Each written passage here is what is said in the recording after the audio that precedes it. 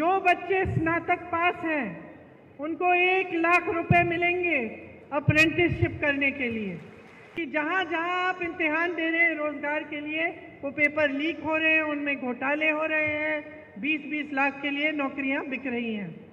अगर किसी अधिकारी ने या किसी ने बेईमानी करने की कोशिश की, इधर उधर करने की कोशिश की, तो उस पर सख्त कार्रवाई होगी। हमारी इच्छा है और हमने ये घोषणा की है कि केंद्र में जो 30 लाख रोजगार खाली पड़े हुए हैं उन्हें हम भरेंगे।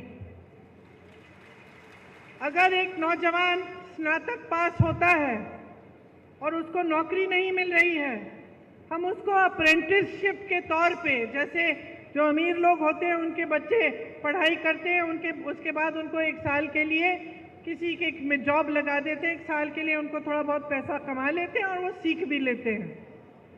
लेकिन गरीबों के लिए ये मौका नहीं मिलता।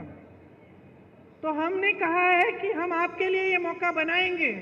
जो बच्चे स्नातक पास हैं उनको 1 लाख रुपए मिलेंगे अप्रेंटिसशिप करने के लिए। जो गिग इकोनॉमी में काम करते हैं, मतलब जो डिलीवरी के होते हैं, डिलीवरी स्कूटर पे डिलीवरी करते हैं या इस तरह के काम करते हैं, उनकी आजकल सामाजिक सुरक्षा नहीं है। हम उनको सामाजिक सुरक्षा देंगे।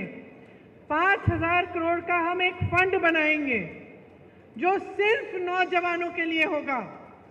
आप ताली बजा रहे हैं, नौजवान हैं, अगर आप एक छोटा सा अपना कारोबार शुरू करना चाहेंगे, एक स्टार्टअप बनाना चाहेंगे, अपना छोटा बिजनेस, तो इस फंड से आपको पैसे मिलेंगे।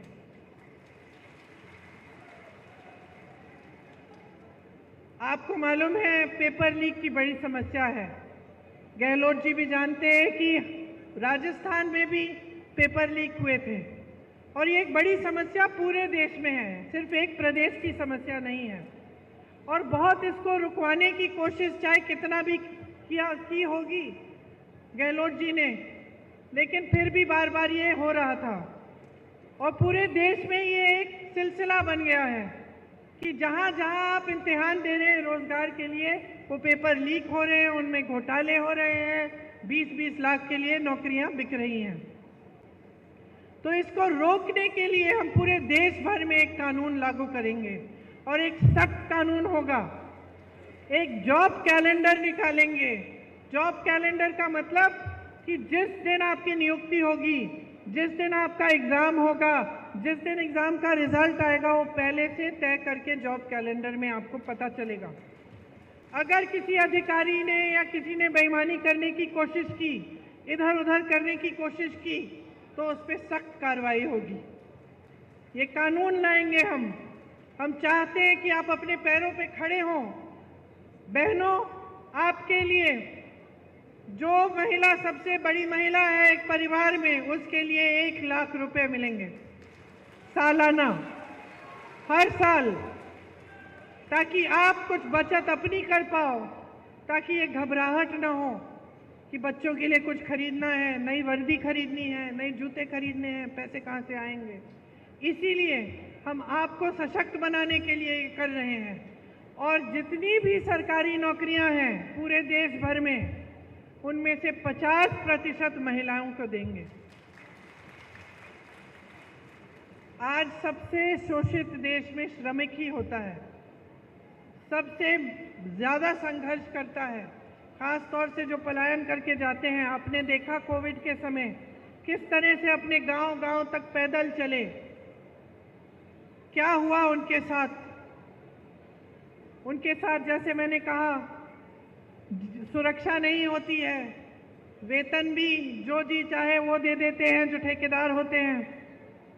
तो हम चाहते हैं कि खास श्रमिकों के लिए स्वास्थ्य का अधिकार हम कानूनी गारंटी बनाएंगे, ताकि जांच से इलाज तक पूरी सेहत और देखभाल उनको मुफ्त में मिलेगी। राष्ट्रीय न्यूनतम मजदूरी हम तय करना चाहते हैं, ताकि आपको 400 रुपए प्रतिदिन के कम से कम कोई नहीं दे पाएगा। और जो शहरी क्षेत्रों के लिए जैसे हमने यहाँ गांव के क्षेत्रों में रोजगार की गारंटी दी, आपको मालूम होगा मनरेगा कांग्रेस ने शुरू किया था, उससे 100 दिन का जो रोजगार था वो आपको गारंटी मिलता था। ये अलग बात है कि मोदी जी ने उसको भी कमजोर करने की कोशिश की।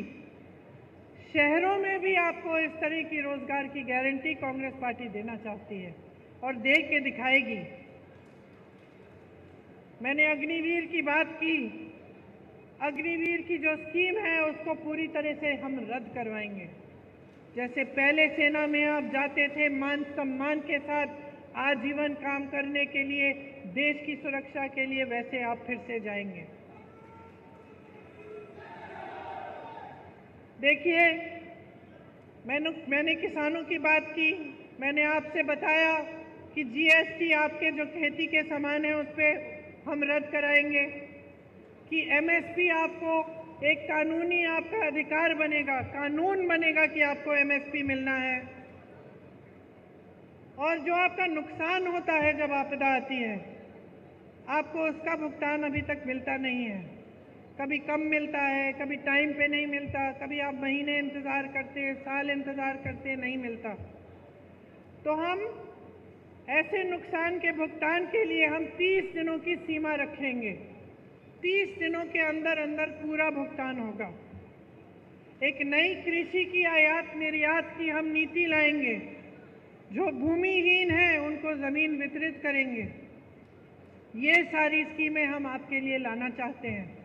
राजस्थान ने, उत्तराखंड ने, हरियाणा ने, पंजाब ने, यूपी ने अपने बेटों को अब हमारे सरहद पे भेजा, शहीद होने के लिए भेजा।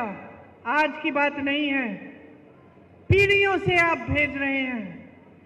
आपके दिलों में देशभक्ति की भावना है, आपके दिलों में देश के लिए प्रेम है।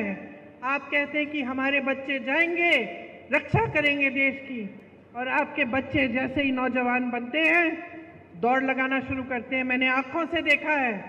मैं जब गिरफ्तार हुई थी, किसानों का आंदोलन चल रहा था, मैं लखीमपुर खीरी में थी, यूपी में।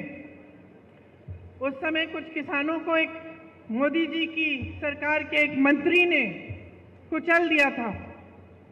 6 किसान मर गए थे, शहीद हो गए थे। मंत्री के बेटे ने, शायद मंत्री ने जीप के टायर के नीचे कुचल डाला था। हम उन्हें मिलने जा रहे थे। उस समय पुलिस हमारे पीछे पीछे थी और हमें पकड़ने के लिए आई कि आपको गिरफ्तार करना, आप नहीं जा सकते, क्योंकि हम चाहते थे कि हम उनके परिवारों से मिलें।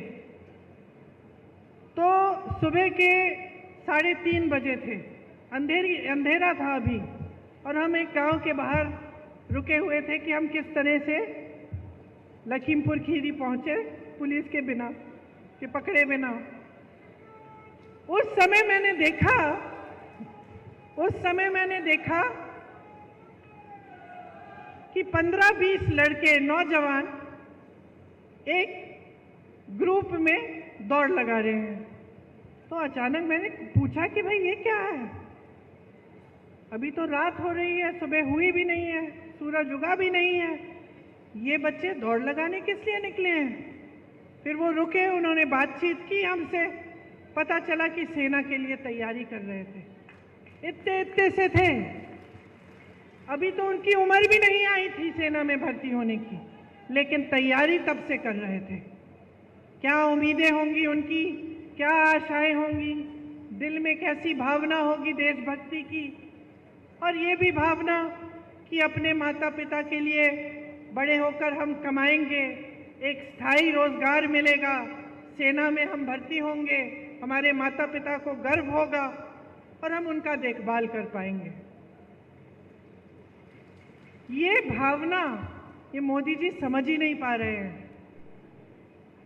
जो अग्निवीर जैसी स्कीम निकालते हैं वो ये भावना को समझ नहीं सकते। उन्होंने इन सब आशाओं को चूर चूर कर दिया, इन उम्मीदों को खत्म कर दिया। वो समझे नहीं कि सेना में भर्ती होने का मतलब क्या है नौजवानों के लिए और तमाम देश की जनता के लिए, समझ नहीं पाए।